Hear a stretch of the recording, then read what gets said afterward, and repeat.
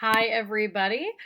Today we are going to talk about story. Story is chapter 8 in your textbook, and I know story just sort of sounds like this incredibly generic term, but if we're talking about story, really basically speaking, we are talking about that sort of generic thing, like the actual story, what actually happens in a film. Now, it's not as simple as you think, though, otherwise, there wouldn't be an entire chapter devoted to it. So please take a second right now. If you have not already, I need you to pull out some paper and take some notes. Story is not the same thing as writing. Students often confuse these things when they're working on their analysis project. They have some overlap, but they're not exactly the same thing. They cover different topics, and they do cover topics that are not as straightforward or as simple as you think.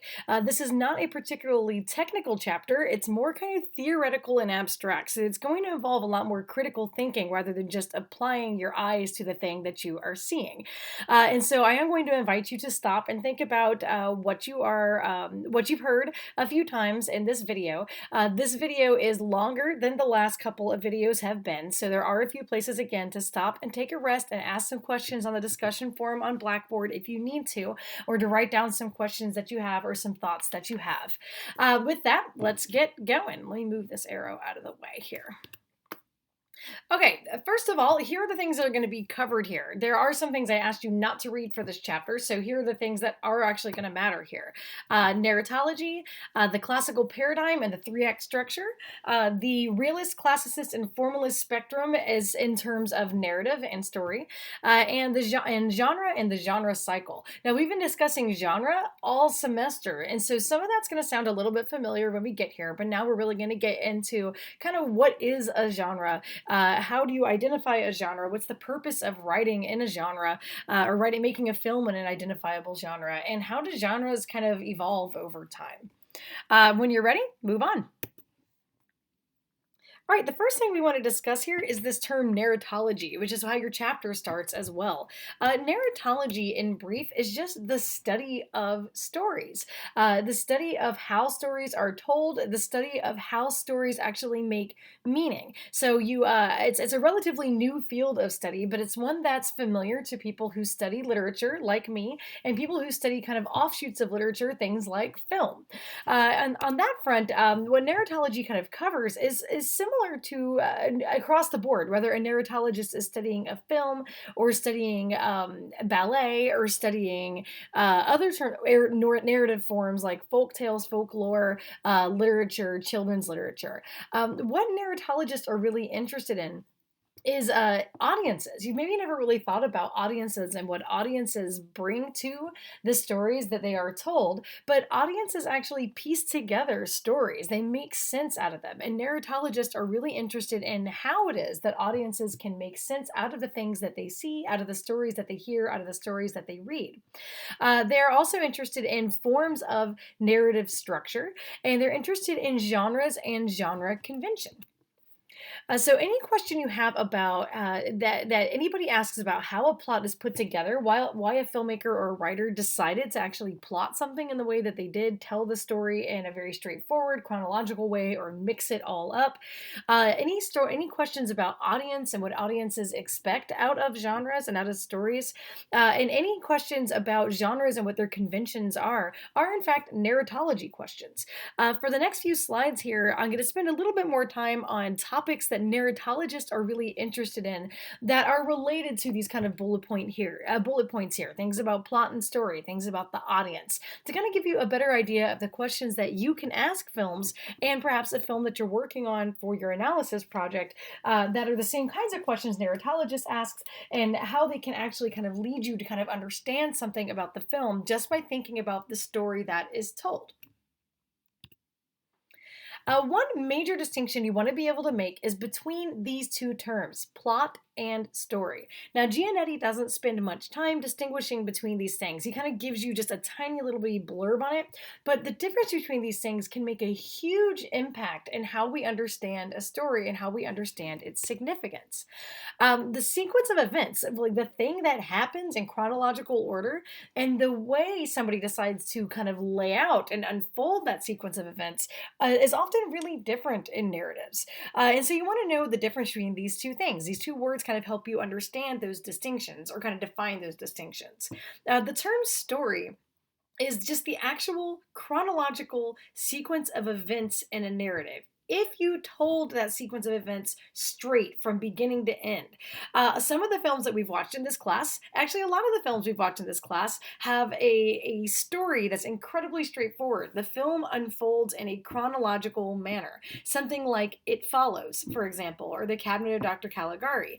There are no scenes that take place out of chronological order in those scenes or in those films. They begin with the earliest thing in the story that happens, they end with the last thing in the story that happens. There's no flashbacks, no flash forwards, no mixing up of chronology anywhere.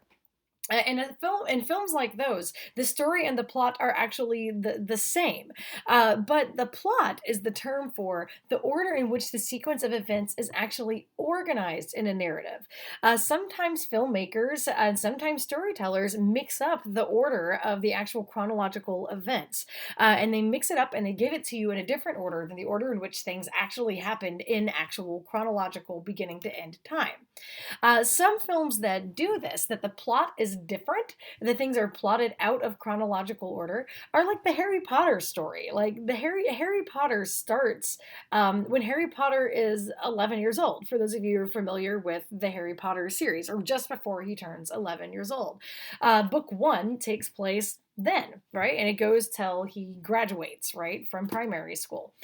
So that it starts the plot of Harry Potter starts when he's 11, but the story of Harry Potter started way before that. And as we get further into the story, right, if we get as we get further into the way the Harry Potter books are kind of are developed, we actually get scenes that take place long before Harry Potter was actually born. We get events that happened before he was born, the murder of his parents, before he was born, when his parents were kids, before that when Voldemort was a child, when he was Tom Riddle, before that when Dumbledore was a child, and things go all the way back. So that Harry Potter actually is told way out of order. We enter the events when Harry Potter is 11 years old, but J.K. Rowling actually tells us all kinds of things that happened way before that as the story sort of unfolds. So the story of Harry Potter starts way back when Dumbledore was a child, and the plot of Harry Potter starts when Harry Potter is 11 years old. So there's a really big distinction there. Star Wars is another massive series that is not plotted in a straightforward chronological way. It starts with episode 4, right? And then we go back to find out how Darth Vader ever happened in those really terrible movies, episodes 1, 2, and 3. Then we go forward to see how the Skywalker saga ends, right? With Rey. And so these things, with episodes, 7, 8, and 9. And so these things are all told out of chronological order. But even within a single novel or a single film, things are often plotted out of chronological order. And so we want to think about the difference between these two terms, and I want you to know the difference between these two terms. That's why you watched the film A Tale of Two Sisters this week. The plot and the story is very different. If you told the story chronologically beginning to end, there would be no tension. You would know what was going on from the very beginning. Now, I don't want to give it away because some of you haven't watched it yet, and I'm going to ask you to think about that for one of your discussion questions, the distinction between plot and story. But it is a film in which a lot of the tension of the plot comes from the filmmaker's choice not to plot this in a chronological way. The story of A Tale of Two Sisters is very different from the way that story is actually plotted. So moving on to something else narratologists are really interested in. They're not just interested in the distinction between the sequence of events and the way the sequence of events unfolds. They're really interested in you, the audience, and the storyteller, the person telling the story. So in this case, not even interested in what the story is about. They're interested in who is telling it and how that generates meaning, and who is receiving it and how that generates meaning. So narratologists study that relationship between what they call senders and receivers. We're going to spend a little bit of time just on this slide here with just senders. Who the sender is in a film is really complicated. So when a narratologist is thinking about a novel, the sender is really obvious. The sender is either the narrator of the novel or the author who wrote the novel. That's the person who sent it to you. But with filmmaking, it can be much more complicated. It can be the director of the film who maybe didn't write it but has a very specific style that makes that person kind of the person who is sending you this message. Like Psycho, Hitchcock is the teller of this story. It is clearly his. He didn't write the novel that it was based on, but that movie is clearly his. He is the one who is sending that to us. It could be a screenwriter. It could be, if the film has a narrator, the narrator of the film. It could even be a major character, is sort of the person who the film is sort of focalized through, and we only see things that the character kind of sees and experiences. That's true of A Tale of Two Sisters. That we have a character who's kind of focalized. This story is sort of focalized through the person who's sending us the story, as a person whose mind isn't exactly on straight, right? Um, Same thing with The Cabinet of Dr. Caligari, right? But it could be even a studio that is sending you that story. So think about like all of the Marvel universe, right? All of those stories they have different directors, they have different screenwriters, but they're all kind of the products of a studio that is sending you this kind of product, right? That all kind of matches sort of stylistically. But it could be a combination of these things.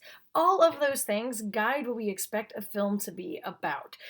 They set our expectations for the film. They set our expectations of what we're about to watch, how we think it's going to unfold, who we think is going to be in it, what do we think is going to happen in this story, how do we think it's going to look. And so we are bringing a lot to the table when we just think about who the sender is. But another thing that you can do is just thinking about who is telling this story and whose story is this. These are two kind of slightly different questions that narratologists are interested in that help us understand the sender of a story that can really lead to some fascinating insight.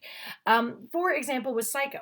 So, who is telling this story? Well, the person telling the story is Alfred Hitchcock, as I already mentioned. He is the storyteller. He was the editor. He was the screenwriter. He was the director, even though he didn't write the novel that the film is based on. He had complete control over this product. He is this one sending it to us. But that's not the same question as whose story is this? And something even with A Tale of Two Sisters that can be really interesting to kind of piece out. It's one of the things I think is fascinating about that film is that you're about halfway through the movie and you're still not really sure who the protagonist is. Like, who is the main character? Which sister? Is it the stepmother? Is it the father? Probably not. I can't really tell. It's really hard to tell whose story it is. You figure it out by the end of the movie. But thinking in this terms, you think about Psycho. A simple question like whose story is this can lead in really fruitful directions. The first 45 minutes seems to be Marion Crane's story. It's the story of her deciding to steal this money, running away, and then and escaping and finding somewhere at the Bates Motel to stay, where she kind of holds up and decides that she is going to return the money. And then suddenly, 45 minutes into the movie, we have a different person enter, and the narrative becomes about Norman Bates and not Marion Crane, who has now been murdered. And it's one of the multiple ways in which Hitchcock is kind of playing with our expectations. He makes you think the movie is Marion Crane's story, and then halfway through we realize that all of that was just leading her to Norman Bates, and this is really his story. It's a really complicated film in that way. It plays with our expectations. It makes us root for first somebody who has stolen a ton of money, and then makes us root for a murderer of that person. And it's kind of an astounding shift. We talked about it in class a little bit with that 10-minute gap when he's cleaning up the body, and that in that 10 minutes we then identify with Norman Bates, and it's now his story for the rest of the film. But our expectations of what that film was going to be about also kind of led us to make meaning. We thought that we were going to get a thriller. We thought we were going to get a movie about Marion Crane running away. It was something like A Tale of Two Sisters. We have no idea what we're getting into, especially because it's a Korean horror film. And so we don't really get the expectations and the conventions quite so much. But in any event, narratologists are really, really interested in the spectator, you, the viewer, or if we're talking about a novel, the reader, and what they bring to the table and how they make meaning when they watch a film. We make meaning. I know you don't think of yourself as a meaning maker, but the meaning of a film can change over time, and it changes as audiences change. We bring different bodies of knowledge to the films that we watch so that they mean something different. When we watch a film like Gone with the Wind, now it means something different than it did in the 1930s. It means something profoundly different than it did then. And so at the time that it came out, it was this celebration of American history and American Southern culture. And now we look at it and we see it as a product of a very racist time, a product of the myth of the lost cause, and that it's a beautifully made movie, but we see it differently. It means something different than it did when it came out. We make meaning. This question is left over. I thought I deleted it out. But audience expectations come from, that shouldn't be a question at this point, a lot of things. Our expectations come from the genre that we know we're getting into, if we know what kind of genre we're getting into. So there are a set of conventions we associate with all kinds of different genres. You expect the film to do those things, and so the meaning, we bring that meaning along with us and that knowledge along with us. When we watch it, we bounce what we're seeing on the screen against what we already know about this genre. Our expectations also come from the actors, if we recognize those people, if they're personality stars or actor stars. It can come from the filmmakers, the director, or even the studio, right? That our expectations come from the people who have made the movie and have put the movie out there. And so we expect a certain level of quality. We expect a certain type of character and a certain type of character development, depending on what we already know about the people involved in that thing. Our expectations come from our awareness of where the film came from in terms of a source, right? If it's part of a series, but more specifically, what I'm thinking about is if it's an adaptation of something, and so our awareness of the source material guides our expectations. There can be really excellent films out there that to one audience it's a really excellent standalone film, but to an audience that's aware of the source material, they think it's a terrible movie because it's a terrible adaptation. That's part of the debate about Stanley Kubrick's film The Shining. Is part of the debate about the film Annihilation. If some of you guys are working on the film Annihilation for your research projects or for your analysis projects, is because it is a very, very different movie than the source material that it came from. Moving on here, another thing that sets your expectations is the advertising for a film. So films can be, as we already know from our editing chapter, edited to look like all kinds of things. And so the advertising really sets audience expectations for what they're about to get into and can make them either profoundly disappointed or get them very, very excited about the thing before they even walk through the door.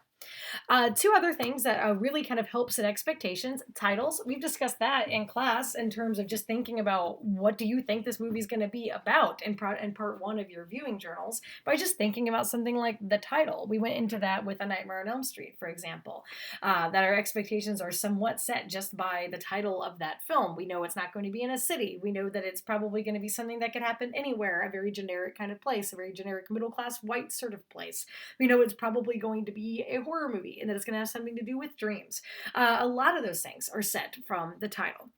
Another thing, and that's what we're going to get into here really shortly, is that the spectator brings a lot of knowledge and has a lot of expectations set by just the very first couple of scenes in the film. And so I want to briefly go into that and show you an example of that. So let's talk about opening scenes a little bit more. Opening scenes are massively important in filmmaking. They're like the introduction, right? So in your composition classes, you probably have professors saying, "Man, your introduction really matters," just like your title really matters, right? It sets people's expectations for what's about to come. Films are no different, and in fact, they can be extremely intelligent, and the information that they are imparting and the expectations that they are setting in opening scenes, even if it seems like nothing really is happening in those opening scenes. Opening opening scenes contain a lot of information that set your expectations, and that narratologists are really interested in how audiences bring meaning to the stories that they read and the stories that they see based on what is happening right at the very beginning of the film. Opening scenes use font, that's like the style of the writing, if they're showing you the title or the people's names. They use music, they almost always have some sort of music pretty early on. They use the title, they use the action that happens in the opening scene, they use symbolism, they use all of these things to guide audience expectations for what is about to happen in this movie. So sometimes going back to an opening scene after you've watched the film, you'll see the ways in which it was just setting you up and it was psychologically laying the groundwork for the film that was about to come.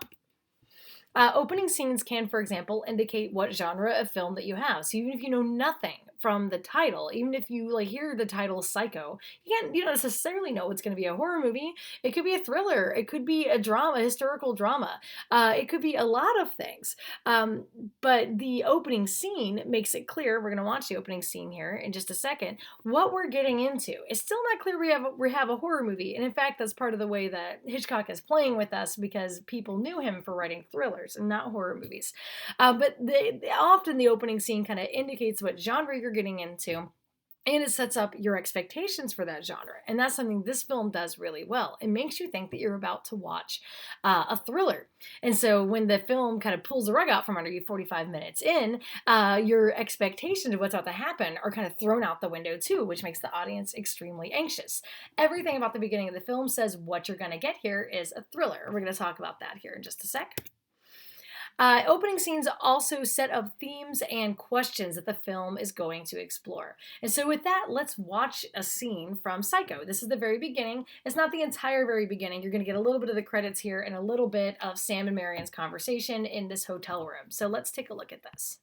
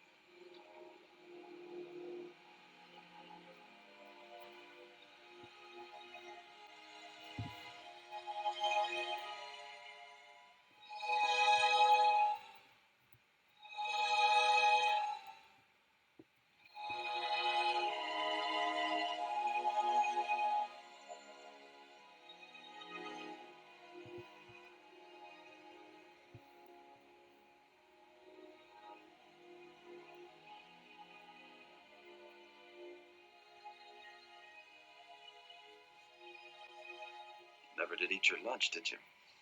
I better get back to the office. These extended lunch hours give my boss excess acid. Why don't you call your boss and tell him you're taking the rest of the afternoon off? Friday anyway, and hot. Okay, we're going to stop right there. There is so much going on, and even that minute and a half that you watched, that I could write a paper on it. But let me explain just a few of the things that are really fascinating that are set up in the very beginning of this film. One thing that you'll hear was the music, the really violent and jagged music by Bernard Herrmann, that really famous score. And that's actually the first thing you hear in that film, is this very, very rough, violent music. And so that's setting us up for that there's something violent that's going to happen in this movie. It's very high pitched, it kind of jangles your nerves, right? The other thing that I notice here is this kind of streamlined design. The kind of the font and those bars, right? And the lines before you even get to people. Those bars never touch. There's this division halfway through. And think about the theme of this film, and that we have a character who has a divided personality, right? And these kind of cold lines that almost touch but don't, and are always leading toward each other and then kind of break at a kind of horizontal line in the middle over and over again, kind of sets us up for understanding Norman Bates, or setting up a theme of division in this film. The film is divided in a lot of ways, right? So if we really think about it, not only do we have a person who has a divided personality, Norman Bates, right? We have a film that's actually divided.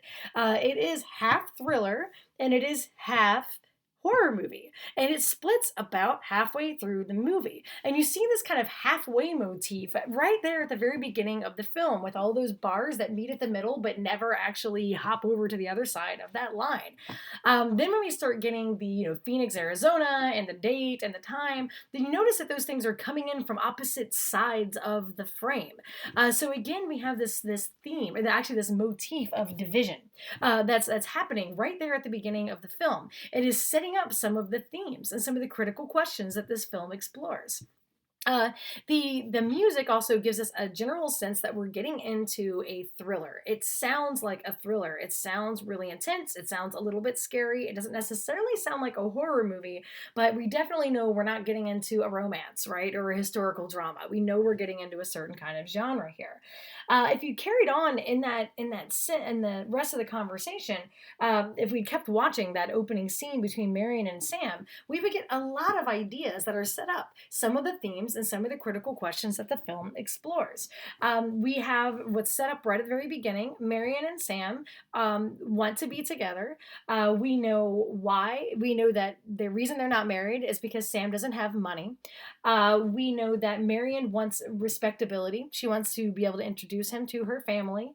We also know that this film is interested in modern sexual relationships. It opens in a seedy hotel room with two mostly naked characters, which for 1960 was really shocking. So that is also setting up some expectations the film is now going to, that the audience is now going to have. They're like, oh my gosh, this is incredibly shocking. We have a working woman, we have two people who are married having sex, we have naked people, and a film that's going to violate taboos over and over and over again. It doesn't waste any time doing it. It does it right there in the opening scene, so you know that is the rabbit hole you're about to go down. So I'm not going to go any further into that, but there's a lot more that could be said about the opening scene, but it's a really good example of an opening sequence that really does guide audience expectations. Although in the case of this particular film, it's setting up that we probably have a kind of sexy thriller by the music and by the conversation they're happening, but subtly also alerting us that something's going to be divided here. We have a divided character and we have a divided film.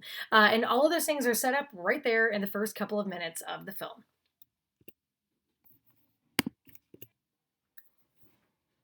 All right, last point I want to make about meta-narratives, something that filmmakers or narratologists are interested in. I want to make just a brief discussion of this just for those of you out here who are working on films for your analysis projects that are meta-narratives. A meta-narrative is a kind of modern, for the most part, modern invention, and it's something that narratologists are interested in as sort of a kind of modern type of story. The prefix meta just means about. So it's a narrative about narrative. So anytime you hear somebody kind of sarcastically say, oh, it's so meta, they means that it's something that's sort of self-referential. And in terms of filmmaking, this can mean that it's a film or a narrative that is about the act of story creation and the act of storytelling. Sometimes it's about the act of telling the story that you are watching, if it's really a meta narrative. It is a narrative about the creation of that particular narrative. I was just rewatching Wes Craven's New Nightmare the other day because a couple of you guys are working on it for your analysis projects. It's a really good example of a meta narrative. It is a Nightmare on Elm Street movie about the creation of a Nightmare on Elm Street movie and about why Nightmare on Elm Street movies are important.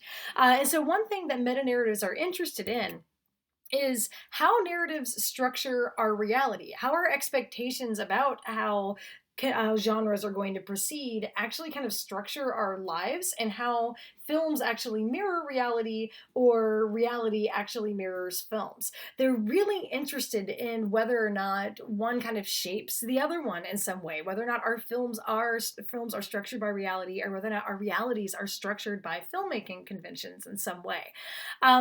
They are really interested in how much audiences know about those conventions. And so for a meta narrative to really work at its highest, most intellectual level, an audience needs to be in on it. They need to know that they're watching a meta narrative. They need to know the type of narrative that this narrative is actually about. So they rely on audience awareness of expectations of genre, and they rely on audience awareness of storytelling conventions to actually generate meaning.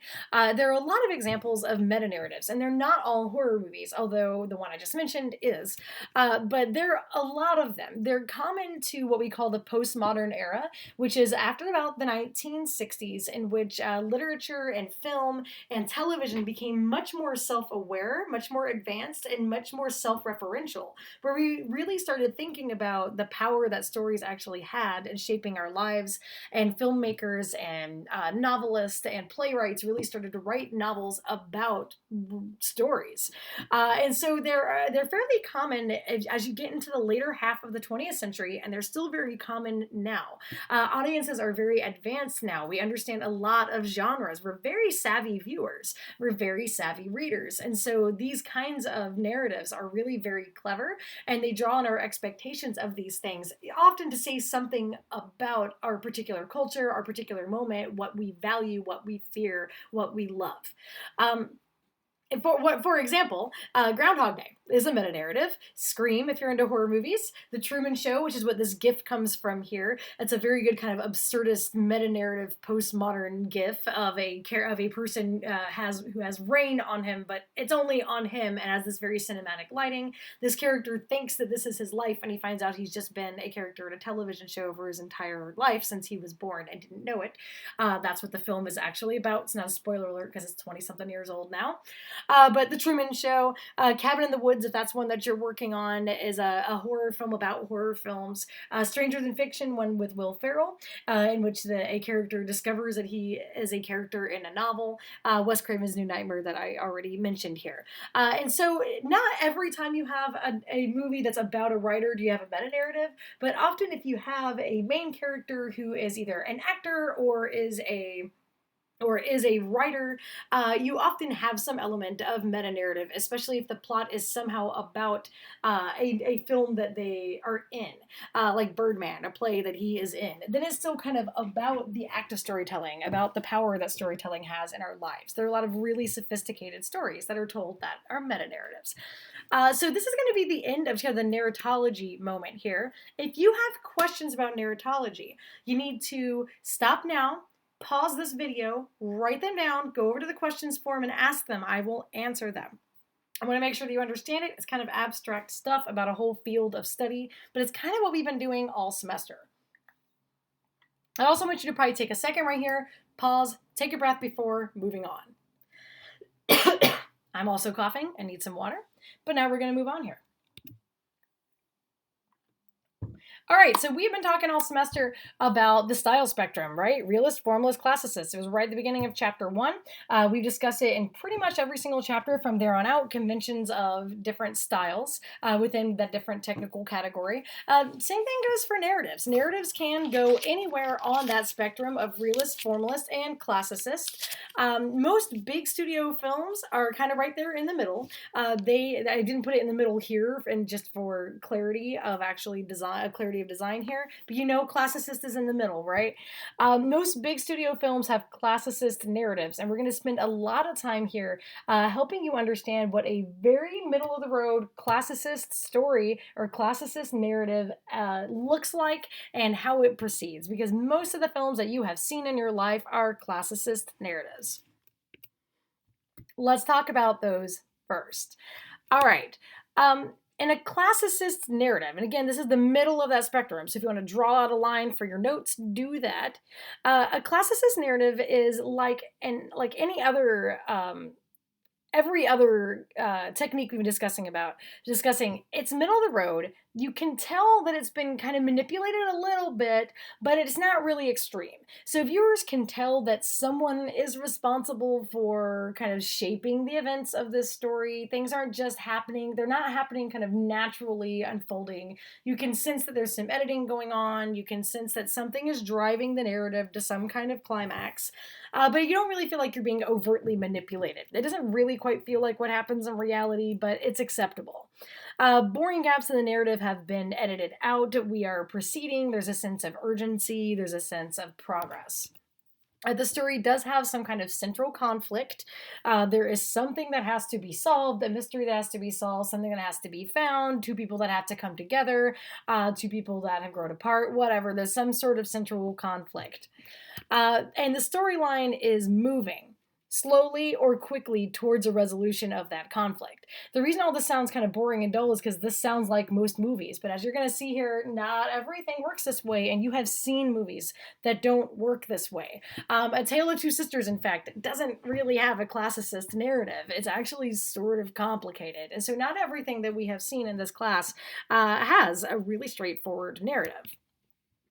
A classicist narrative also follows two things that we're going to spend a lot more time on here. So leave some space in your notes for these two things.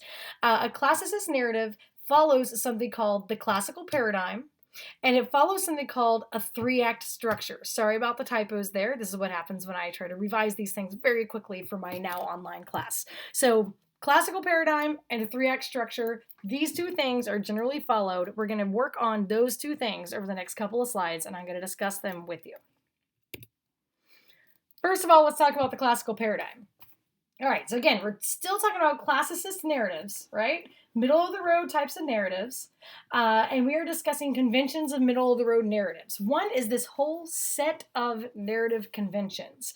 These are narrative conventions. Conventions do not have to be followed. They are not rules that have to be followed, but they are considered kind of the norm, especially in American cinema. Not everywhere around the world is this classical paradigm followed. This is something else that D.W. Griffith, the guy who actually is responsible for a lot of our filmmaking techniques, is also kind of responsible for. The setting up of narrative conventions we expect in a film. I have chosen as an example here this film Onward, mostly because, like many of you, I am spending a lot of time at home right now, and maybe like a few of you, I have a small child at my house.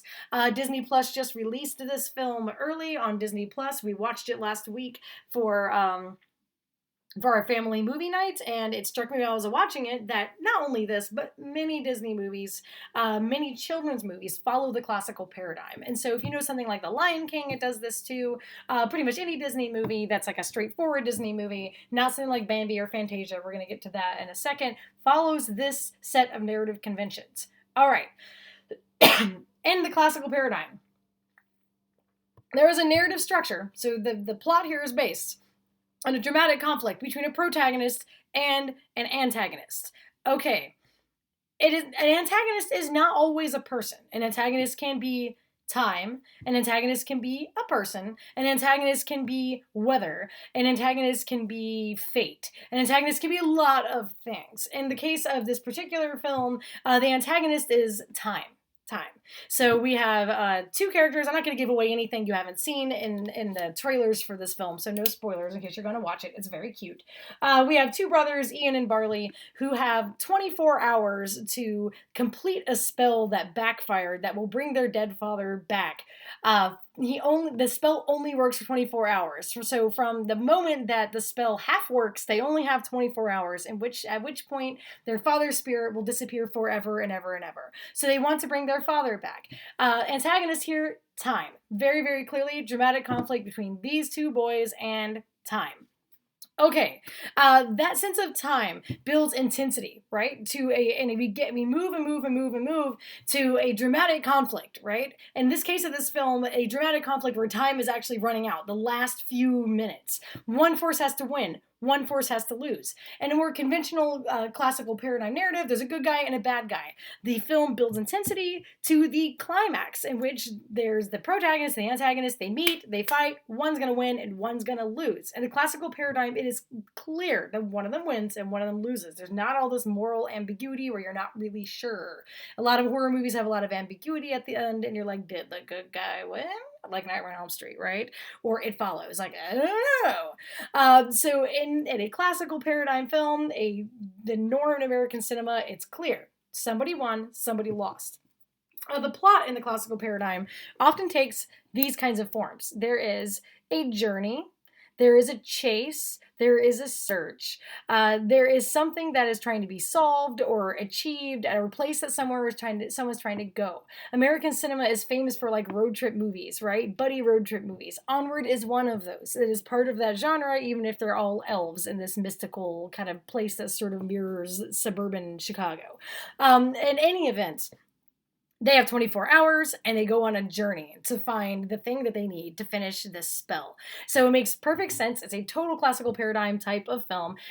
So we have a deadline, 24 hours to do this, and we have a journey. They're also chased at some point and they have to search for an object. So all of those things are there and they only have 24 hours, which generates intensity and drives us to the climax of the film. In the classical paradigm, there is a clear sense of closure. There is a clear sense of resolution. We know who the winner was. We know who the loser was. And the classical paradigm generally follows a three-act structure, which we're going to talk about here in just a second. That's on the next slide here. So make a space over there to make some notes about the three-act structure. But just one note here.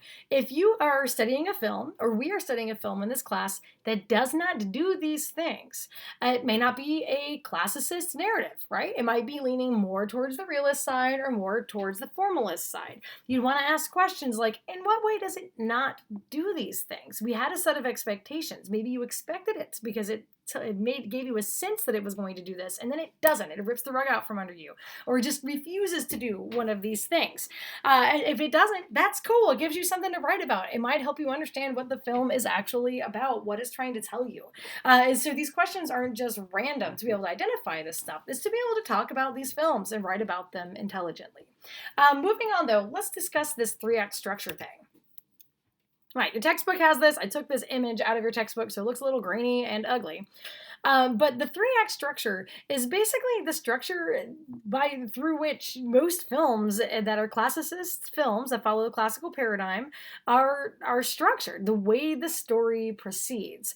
And this is actually drawn from drama. It's actually drawn from plays back in the day that generally have three acts. And there are certain conventions of what should happen in Act 1, what should happen in Act 2, and what should happen in Act 3. Classicist films do this too. Films that follow the classical paradigm follow this three-act structure. In Act 1, which is roughly the first 25% of the movie. So if you're watching like a 90-minute movie, just think about something that's happening for like the first 20 minutes-ish, 20, 25 minutes. I swear once you start like paying attention to these things, it's like clockwork sometimes. Act 1 introduces us to the characters.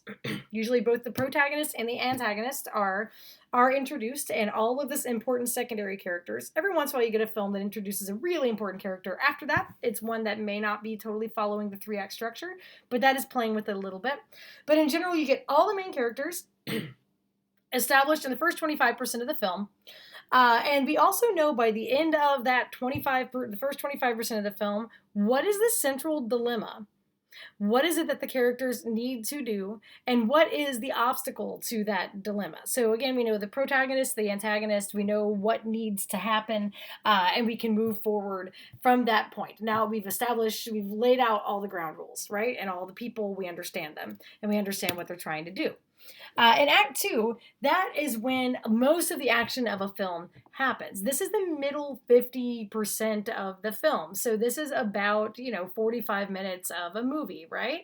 Maybe longer depending on the length of the movie, but I'm again just kind of taking a general 90-minute, just typical Hollywood movie 90-minute approach. In Act 2, there is going to be some sort of barriers to the characters meeting that goal, right? Or resolving that dilemma. There might be a complete reversal of fortune, right? The sleigh goes off a cliff and bursts into flame. I've also been watching Frozen and Frozen 2 like a lot. It's because I have a 4-year-old at home. There will be plot twists where somebody reveals that they knew something all along, or the main characters fight. That happens in Onward. So Ian and Barley, almost exactly halfway through the movie, have a huge falling out. That happens often in films. So like halfway through a movie, the two main characters who were on their way to this goal have some massive falling out, or the two lovers that we wanted to get together have some huge fight. This happens halfway through the movie at what we call the confrontation point. So that's set up in Act 1, confrontation in Act 2. But what happens in Act 2 is there are plot twists, complications, additional obstacles might pop up. We might discover that somebody has cancer. We might discover that we've run out of gas or something like that. There's an increasing sense of urgency because we've set up in Act 1 that there's a time limit. Almost always. And so what happens as Act 2 proceeds is we just have complications that add tension after tension after tension after tension, and that ends with the climax. Now, this doesn't end with the end of the climax. It ends with the beginning of the climax. And so the beginning of the climax is the end of Act 2 and the beginning of Act 3. And that is when the protagonist and the antagonist meet. When the characters actually arrive at the place that they wanted to find the lost treasure and they find that the bad guy is already there. Something like that. That is the end of Act 2, beginning of Act 3. And then in Act 3, we have the action of the climax. The climax can take a long time in a film. The climax is all of the action of the protagonist and the antagonist fighting, duking it out, the forces of nature or time or whatever operating against the antagonist and how all that unfolds. And then we also get the resolution and the results of that climax through the end of the movie. That's often the last 25% of the movie. Sometimes it's a little bit less than that in more contemporary movies, and there's a lot more of that Act 2 and not a whole lot of Act 3. But in any event, in general, films do this. And so yet again, what you want to do is when you're thinking about the film that you're studying, or any film that we're studying, if you've established that it's kind of a classicist Hollywood film and it follows the classical paradigm, you may want to take a second and look at what happens in Act 1, what happens in Act 2, what happens in Act 3. Thinking about what's happening about 25% of the way through the movie can help you understand what the central dilemma was, who the protagonist and antagonist was.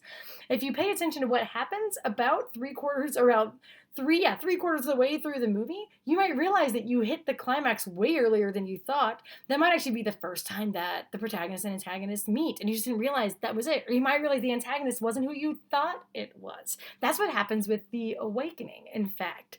And so we realize at the end of Act 2 and the beginning of Act 3 that, well, the antagonist is actually Florence's father and also Maud. And so all of those things kind of happen right there, right at the end of Act 2, beginning of Act 3. All right, if you have any questions about classicist narratives or the classical paradigm or the 3-act structure, take a second, write them down, go over to the discussion forum, and then let me know. I'll answer them. Again, take a second here and pause because this is going to go on. We're more than halfway through here, but this is a longer lecture than usual. So give yourself a second, take a breather, pause some things, go get a drink of water, and then come back and we will keep rolling. All right, now that we have discussed classicist narratives, there's way less information I'm going to give you about realist narratives and formalist narratives. But there's still things that are kind of valuable for you to know, especially to help you understand the things that you might actually be watching. All right, realist narratives are not driven by that kind of sense of Act 1, Act 2, Act 3.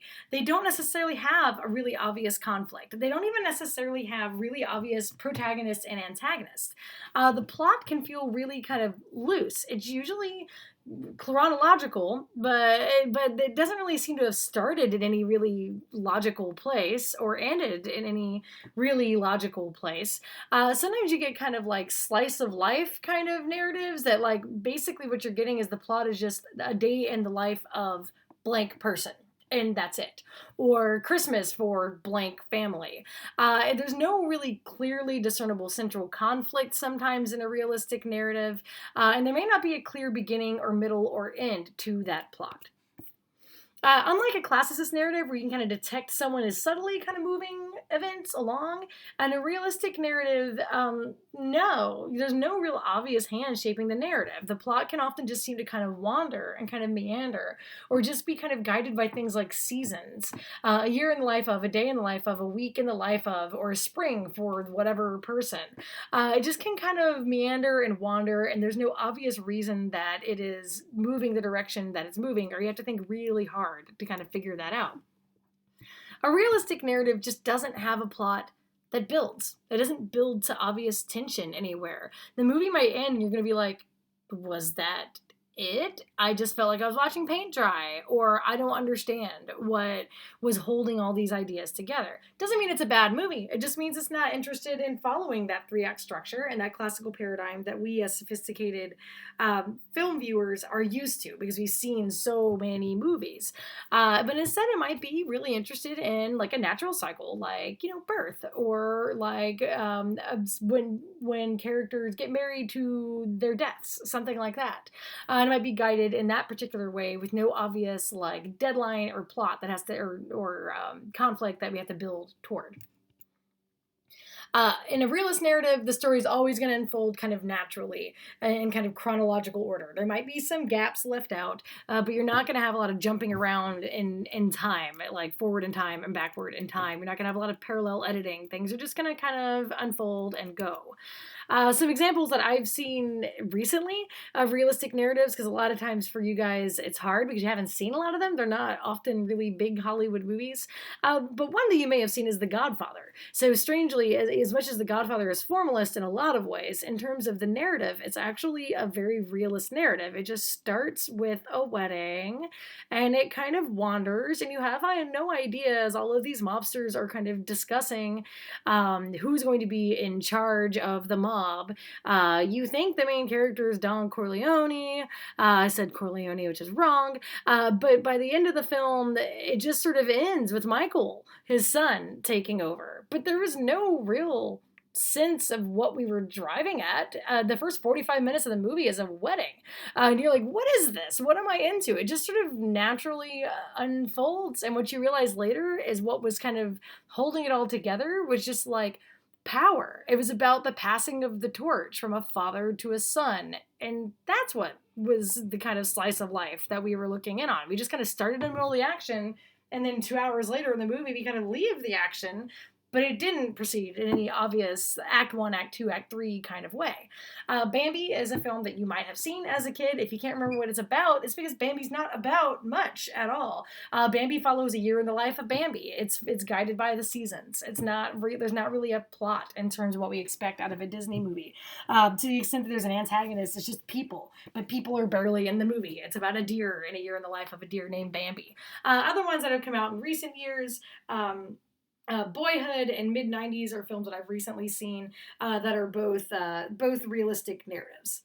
So things that you might want to check out for more examples of that. Now we're going to take a second and talk about the other end of the spectrum, formalist narratives. So formalist narratives, I need another drink of water because it's a long lecture. Sorry, guys.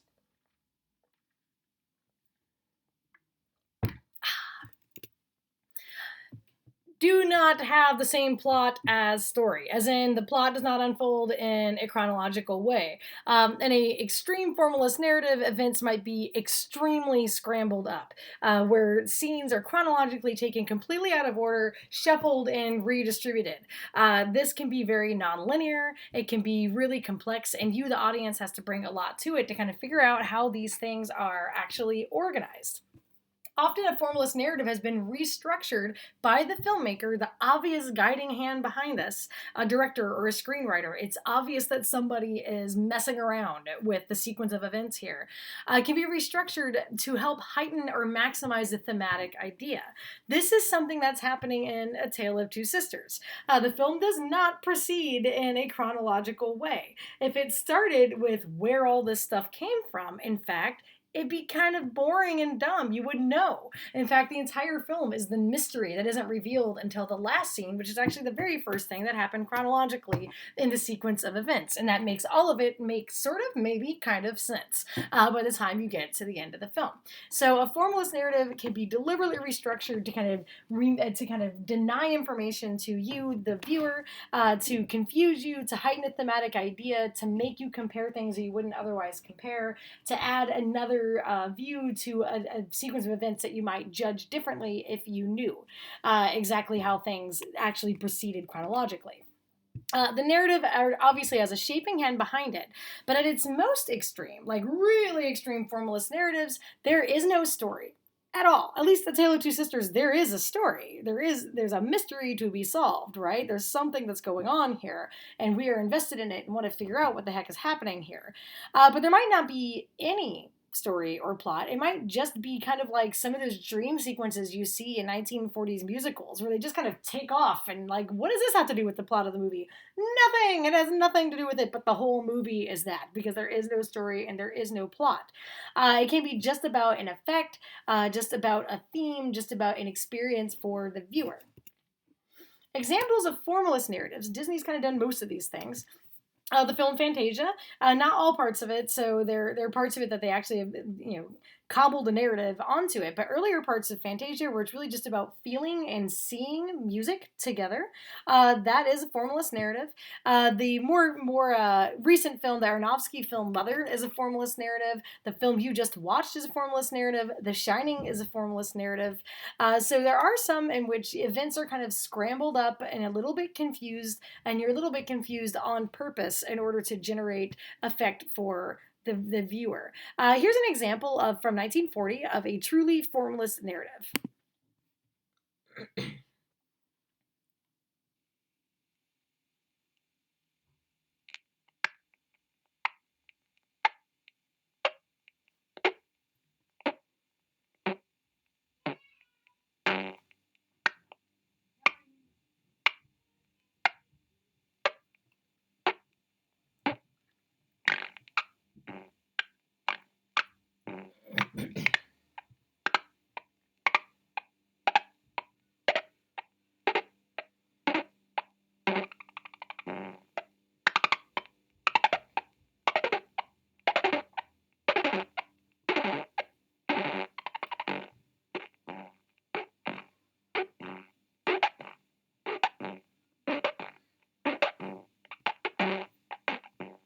This goes on for a while, but what you see is, well, you're watching a film, but the film has no plot, right? It's about the kind of visual matching up of sound with image. Like, if I heard that sound, what would it look like? That's the experiment there. It's very, very early in terms of this kind of formalist narrative, and actually is kind of a predecessor to something like Fantasia, which kind of took this to the next level after this. But you can see there that it's just filmed purely as art, right? And that's what formalism always is. It's pushing things as far as you can to just art. That this is about an aesthetic experience created by an artist for your enjoyment. All right, we're going to take a second here again. If you have any questions about narrative styles on the realist or classicist or formalist spectrum, please write them down, go over to the questions forum and ask them. I will help you out and I will answer those questions for you. And one more time, take a break. There's one more section here. You guys have done really, really well. I know this is a long lecture, so you guys are rocking it. Keep up with this. There's a fun part here at the end and we're going to be done. All right, last category, genre. In some ways, you're like, I know everything about genres. I've been studying a genre all semester, and that's because you have. You have been studying genre the entire semester.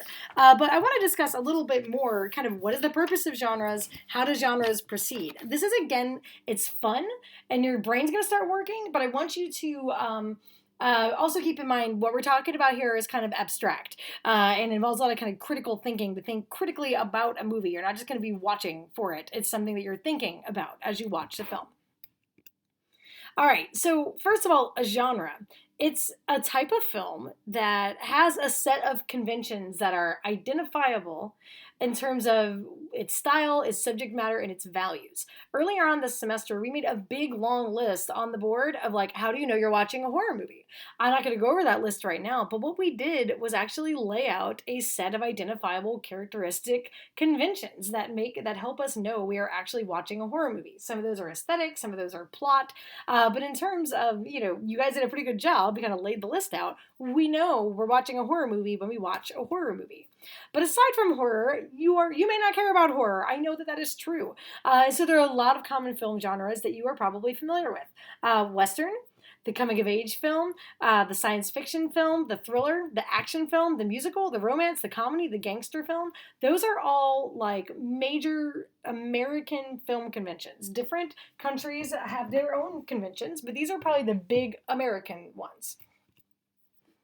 Films, and particularly in the modern kind of postmodern age, can and often do these days combine conventions from more than one genre at the same time. So you don't have to force yourself to like identify and pigeonhole a film and say it only means this one, it's only in this one genre. And in fact, what's kind of fun is kind of seeing the ways that films, in a very sophisticated way, can be a lot of things at once. So if you were to sit down and kind of write a list of like, okay, Star Wars, what genre is this?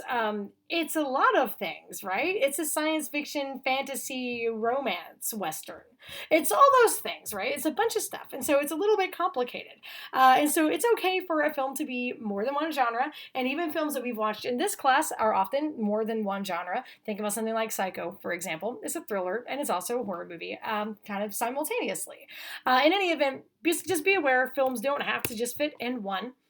Another thing to know is that films often, or is that genres often have within them subgenres. So even though we have romance, well, we also have the subgenre of the romantic comedy, right? Um, even though we have horror, we have tons of subgenres. We could talk about vampire. We could talk about zombie. We talk about splatter films, right? We have gothic romance. So like they have their own set of conventions. So when I'm discussing conventions, they operate not only for the larger genre, but also subgenres like so that operate within those different types of like the action movie. There's a ton of different types of action movie, and they have their own set of conventions. So you may think like, well, why would a filmmaker, bother to operate in one of these genres? Hasn't all of this been done already? Why keep making the same type of movie over and over and over again? Well, there are actually a lot of really good reasons to do it. Something that Giannetti says, and he's actually quoting, crap, I can't actually even remember who it actually is. Who is he actually quoting here? Probably Bazin. He's actually a very famous filmmaker who actually has said, yep, Andre Bazin, who actually told us that the genre artist is never starting from scratch, right? Never. Genre artist never starts from scratch. Actually, no, that's just Giannetti who says that. I'm looking at my book right now. Something you should be doing too. Genre artist never starts from scratch. And what he means by this is that a genre actually gives a filmmaker a whole body of work to draw from and to kind of set up his audience's expectations. And so what a genre filmmaker can do is use the audience's expectations of that genre either to help him or her not have to spend so much time setting up things like what happens in Act 1 and 2 and 3, because we already know based on our set of expectations about that genre. And it saves them time by having to set up character development because we know the kinds of characters we're going to get and we know the kinds of conflict we're going to get. And so, in fact, they just don't have to start over. It's actually less work to develop what the story is because the audience is already right there right with you, and the filmmaker can just immediately go into the work of telling the kind of story within that shell that he or she actually wants to tell. And a lot of times the story that he or she is wanting to tell is actually revealed in how the filmmaker kind of bounces against and operates against those conventions for that genre.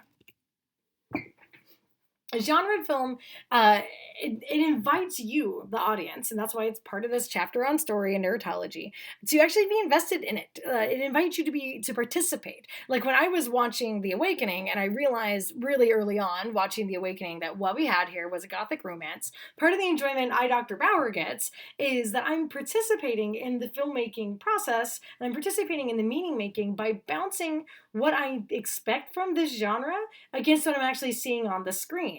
And it doesn't make it less enjoyable, it actually makes it more enjoyable. The ways that it kind of plays with the keeping, the trapping the woman in domestic space, the way it kind of plays with who the villain actually is all set up by genre expectations and genre conventions, and the way the film actually plays with those expectations just a little bit. Something else a filmmaker does is join a tradition of other films that are in that genre. And they do this because films are genre films. They almost always are trying to explore social conditions. They are almost always trying to explore something that's going on in the world right now in some way. what makes them good is the way that they can kind of adapt to these things, the way they can join a tradition of all the films that came before them and kind of play off of the earlier genre films and do something a little bit new and say something new by adding something to those conventions. And in fact, completely conventional films, you really don't ever like remember them. If a film just did exactly what everything should do in that particular film, based on your expectations of convention, you'd be bored because you know that story already. So the best genre films innovate just a little bit. They don't just do what the conventions say that they should do. They play with them. They play with your expectation of what they're supposed to do, and that's how they actually make some kind of meaning. And that's what makes a genre film a great genre film. It doesn't just do what you expect it to do. It takes what you expect it to do and twist it just a little bit. And that's what makes it great, the way it bounces off your expectations to say something new, to comment in some way on new historical or social conditions. All right, y'all. Home stretch. Let's talk about the genre cycle. So, as I said, genre films adapt over time. So all those different genres I laid out like 2 or 3 slides ago, they all kind of change and they actually go through phases. Now these phases they generally proceed chronologically, but as they move further into revisionist and parodic, a lot of times there's like a lot of bouncing around back and forth between those two parts of the genre cycle. But usually what happens is a genre starts in a primitive phase, moves to a classical phase, moves to a revisionist phase, moves to a parodic phase, and then it goes away. And by the time we get through a parodic phase, audiences are kind of tired of it. The genre is tapped out. It doesn't seem to be able to say anything new about its historical culture, or its history, its the social mores or whatever at the time. People don't really want to watch it anymore. It goes away, and then usually, boom, 5 or 10 years later, somebody else kind of starts that cycle over again. They usually don't start at primitive. They usually kind of start back at classical or revisionist or parodic. But in any event, again, these are terms that kind of help you understand what a film is doing and where it is. They're not tools to bludgeon a film to death and say it's good or bad. They're just ways to kind of identify what it is that you are looking at. And so one question you want to ask, and we're going to go into these 4 things right here in just a second, is what stage of the genre cycle is this? But in order to actually to make some sort of assessment of that, you do need to know what the conventions of that particular genre are, or the subgenre are, or it won't really make a lot of sense. And so to give you an example of this, I'm going to talk about zombie movies for a while, because they're actually a pretty easy one because they're a relatively recent entry into a subgenre of horror. They don't go all the way back to the Cabinet of Dr. Caligari, fortunately, so we don't have to worry about 120 years or 100 years of filmmaking. We can worry about 50. So in any event, we're going to go through these 4 different cycles or stages of the genre cycle, and then we're going to be done with story. Hooray! Let's roll. All right, y'all. Let's talk about the primitive stage. So primitive, primitive doesn't mean bad. Primitive doesn't mean it's a bad movie. So please don't confuse those things. And in fact, nothing about where a film falls in this cycle actually tells you anything about whether or not it's a good or bad or enjoyable or enduring film. Instead, though, what primitive means is this is the first of its kind. It is the first of this genre or the first of this subgenre. An example here is Night of the Living Dead, which came out in 1968 and which we are about to watch for this class. Films in the primitive stage of a genre or a subgenre are incredibly powerful. They pack an emotional punch. They're doing something audiences haven't seen before, and so it wakes up their brains in some ways. And they're like, whoa, that was something.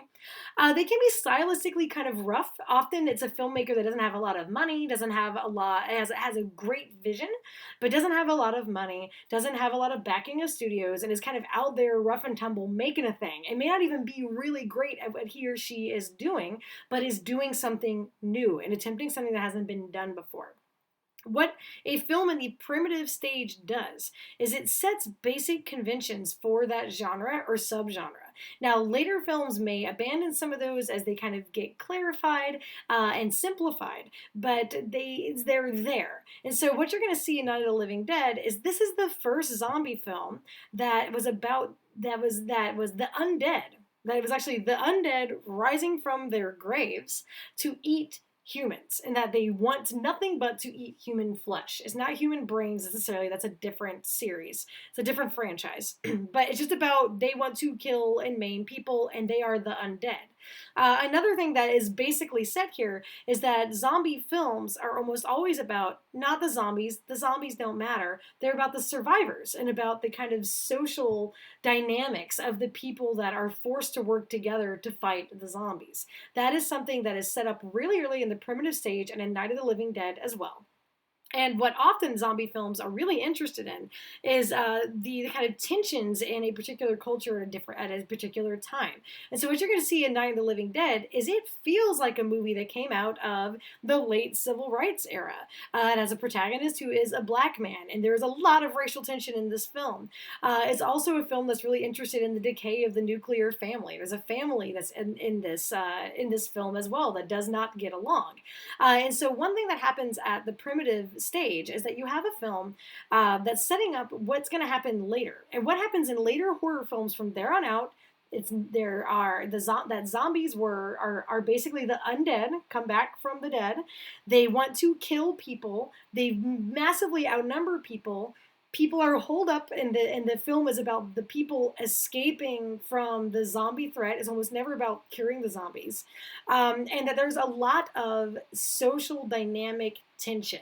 It's about social conditions, not really about the zombies. The social conditions are kind of exacerbated and revealed by the situation of the zombies. So they're just kind of a plot device for us to explore things that make people fight and things that prevent people from getting along and working together. Then, through time, the genre or the subgenre gets kind of honed, and the conventions of that get kind of honed and get kind of settled. In the classical phase of a genre and the genre cycle, films are better made. They have higher budgets. They're a little bit flashier, but they're still kind of conventional. Usually, classical stage films are at the classicist stage or a stylistic stage on the not stage place on the style spectrum. They're somewhere kind of right there in the middle. They're not necessarily super duper edgy. What's really notable about classical era or classical stage genre pictures is that there isn't a lot of moral ambiguity. Who the good guys are and who the bad guys are is very, very clear. And you can see that in a film like Dawn of the Dead that came out 10 years later. At this point, we have kind of solidified that zombie films are about the survivors and about the social dynamics of the survivors. And you end up with, and they're about social commentary. And so by this film, we've abandoned, like, we're holed up in a farmhouse fighting off the zombies and moved the action to a shopping mall to make all kinds of commentary on Americans as zombies, Americans as, brain dead materialist consumers. It's in this really obvious kind of place. We have biker gangs. We have all kinds of like people that we identify as good and bad really easily. There's not a lot of moral ambiguity. And it's a great movie, so watch it. But you start getting a little bit more critical acclaim at this phase. You get a little bit more awareness by audiences of what the conventions are, and so you're starting to get some expectations from an audience of what they're about to see here. But what's really important about the classical phase is that the film and the audience agree on what is right and wrong. You're not going to be like, the film wants me to like that guy, but I don't. And you're not going to get a lot of confusion on the decisions that the characters make and whether or not they were the right or the wrong decision. So some of those conversations we had about like Jay and It Follows, and like, well, she decided to kill some dudes. You don't get questions like that in classical era genre films. You get classical stage genre films. It is clear good people do good things and bad people do bad things, and there is not really a lot of disagreement on that. There's not moral ambiguity, clear sense of right and wrong. Conventions are settled. Films are getting better made at that phase with larger budgets and more critical acclaim. Then we get into the revisionist phase. Now, revisionist phase is when you get like a formalist director, like an auteur director, Hitchcock or Danny Boyle, or somebody incredibly famous, or Stanley Kubrick saying, I'm going to make a horror movie. In this case, we have Danny Boyle, the director of Trainspotting, who could get all the money he wanted in the world by 2002, saying, I'm going to make a zombie movie. Right? I want to make a film. And between like the mid 80s and like 2002, zombie movies weren't really being made. And so this really is, at this point, there was a huge resurgence because of this film right here, 28 Days Later, which is the film that you're looking at an image of right here. Revisionist films are films in which big name formalist directors get involved. They want to say something with this genre. They want to make this genre art in some way. The film is knows that by this point the conventions are widely disseminated, audiences know what they are getting into, and the film can push on our understanding of those conventions and do something a little bit different and interesting with it. Revisionist films are artsy, y'all. They're artsy. They feel intellectual, they feel ambiguous. You're not sure about right and wrong anymore. They feel like you're looking at something that is trying to make you think and think hard. Now, there's still, in this case, something like 28 Days Later, it still follows those conventions for the most part, but it starts twisting them and playing with them a little bit.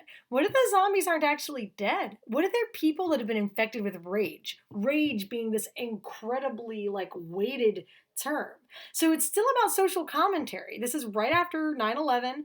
This is an era in which people are afraid of what people can do to each other. They're afraid of political factioning, and they're afraid of all the anger in the world. This film is picking that up and saying, you know, what would allow us to talk about this current political moment? A zombie movie. Zombie movies are the ones that are really good at social and political commentary about what survivors do when they are faced with the zombie horde. And yet again, what we have here is yet another movie that's not about the zombies. It's about the survivors, how they get together, how they survive, but is really interested in what does the zombie horde do to us? What does it make us do? Are we kind of like zombies? This is the first film that really kind of pushes on that. Are we any better than the zombies? It starts getting really intellectual, really morally ambiguous, and really artsy here. That idea of, are we any better than them? Don't we just kill each other for fun? Don't we kill each other because deep down we're all animals and beasts anyway? That really academic intellectual question that's at the center of 28 Days Later is also part of another revisionist zombie franchise, The Walking Dead.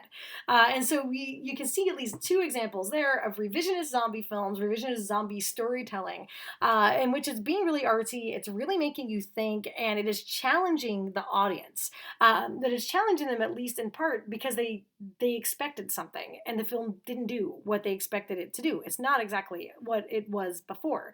There are a lot of other ways in which this film is revisionist, but in the interest of time, we're going to move on. Finally, we get to the parodic stage.